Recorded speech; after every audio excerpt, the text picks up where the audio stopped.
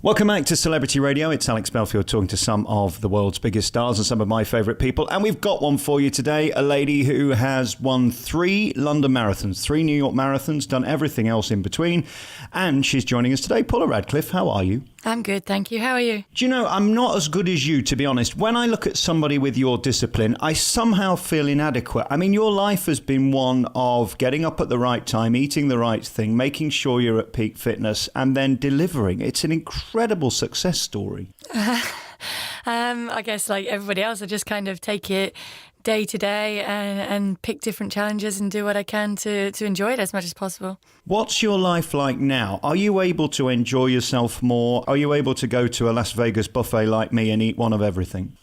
I could do that before as well. I think particularly when you're training for something like the marathon, you're burning a lot of energy. So yeah, I've always believed that everything in moderation is good. We're talking today about this time of year, and no matter how fit you are, we have to worry about the flu. Every year people die of it. It's that serious. And even for those who think they're invincible, you're saying it's a good idea. Yes, absolutely. I think it's a good idea for everybody. We've been warned by NHS England that this season is going to be a particularly aggressive flu season. It's already been so in Australia and New Zealand. And so the World Health Organization with the flu vaccine tries to predict and to protect as much as possible, minimize the risks of flu for the coming winter. And if you're in an at-risk group, like I am, because I suffer from asthma, then that's why I've teamed up with Sanofi Pasteur to encourage people to go to their GP to ask the questions and to take advantage of the vaccine free of charge on the NHS. So it's asthma, diabetes, heart disease, COPD, pretty much anything that compromises your immune system and puts you more at risk of complications like bronchitis or pneumonia. When were you diagnosed with asthma? When I was 14, I was diagnosed with asthma, and since then I've kind of just been managing it with inhalers, learning to stay on top of it if I'm in trigger situations, what my triggers are, and quickly learning that if I get even a cold, the risks of that developing into bronchitis are pretty high. What pressure did that add to you as an athlete to be as brilliant as you were? Because that's another obstacle to overcome before you're even achieving the greatness that you did. It must have been an incredible burden at times. I think I was very lucky. My family GP when I was 14 was very keen to explain that this isn't going to stop you doing your sport in any way. In fact, the stronger you get your lungs through sport, the better you'll be equipped to cope with the asthma. You're just going to have to learn to manage it. So you're going to have to take the inhalers. You're going to have to stay on top of it in terms of learning what your triggers are. I used to travel with a peak flow monitor, so I could tell if I was my peak flow was dropping, and I could increase my asthma dose my inhaler dose accordingly. And then, yes, learning the hard way, I guess, that if I get a cold, then going outside and running with it is not a good idea because it's going to develop into bronchitis. When we look at your success on the field or on the road, I mean, that was marvellous. But being a mum and creating a family, does that put it all into perspective? Because that's your greatest achievement, isn't it? Yeah, absolutely. It kind of reinforces your priorities and you see what's really important in life. And all of life is pretty much just to be enjoyed. When they see those videos of mum running down those streets and the pain that you had to overcome to be as successful as you were and the discipline you had to have, I guess that's a beautiful sort of moral to pass on to the kids, isn't it? Look what you can achieve if you push and push and push.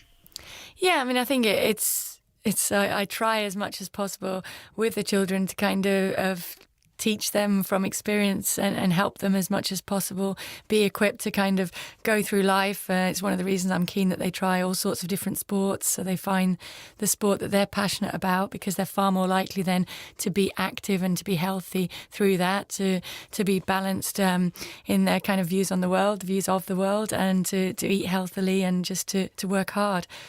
When you work hard at something, whether it's school, university or sport, that you will then get the rewards. I know I've spoken to many athletes over the years who tell me they always had the drive and belief that they were going to achieve brilliance. Did you know when you were very young that you had the potential to achieve what you did? No, I think I just knew that I loved running. I enjoyed the feeling of kind of being in tune with my body, the feeling that running fast gave me. And also I think I enjoyed that challenge of setting myself challenges and just seeing how close I could get to them. I go in the gym every day and I start that treadmill, and within about 35 seconds, I literally consider death before carrying on.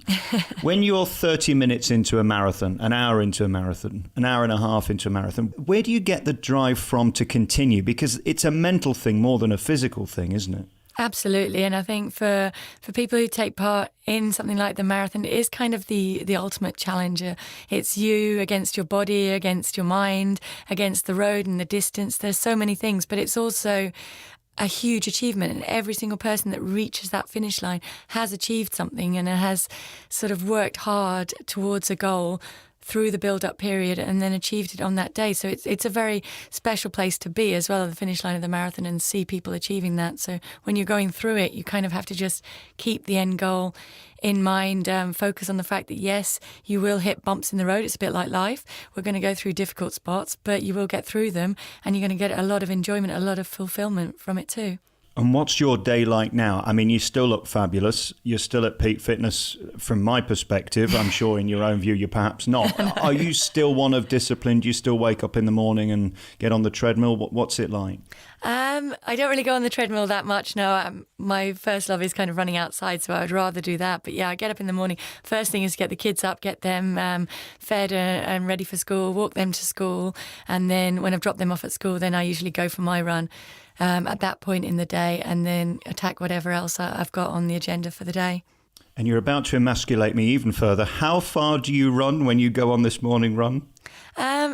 Generally, I generally do about an hour. It could be anything between 45 minutes and an hour and a half. I do between about 3 and 5 minutes, just in case. That's fine. I like to push myself. If people want to find out more about getting vaccinated this year ahead of Christmas, it's always the time you've got to think about it as we get into the winter period. People are going to get ill, and it is as serious, as you say, as death. This can escalate from a sniffle to something quite serious in a very short period of time, can't it? Where do they find out more information? The best place is probably the NHS website or to go and visit your GP and just inquire about it. I think you can go to pharmacies as well. There are at-risk groups. You can get it free of charge, but you can, of course, just go along and just get it from your pharmacy and just, as I say, just minimise the risks of flu ruining your winter.